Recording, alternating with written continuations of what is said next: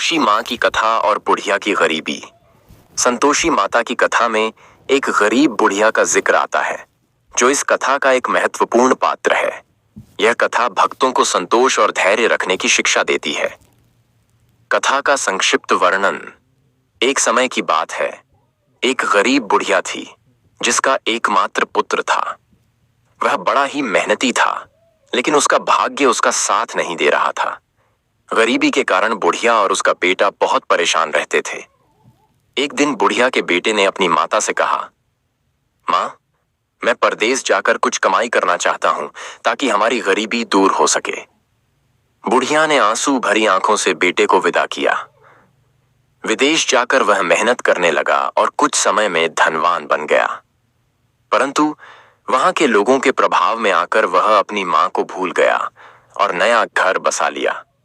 इधर बुढ़िया की हालत और भी खराब हो गई। संतोषी माता का व्रत और बुढ़िया की भक्ति। बुढ़िया ने संतोषी माता का व्रत रखना शुरू किया।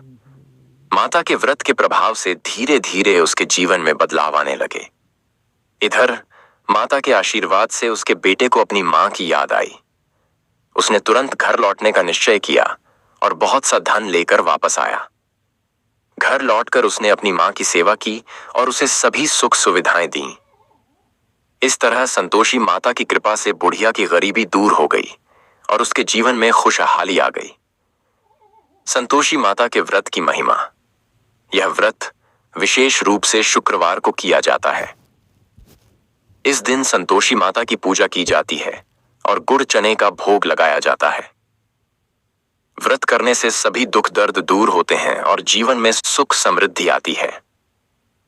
शिक्षा।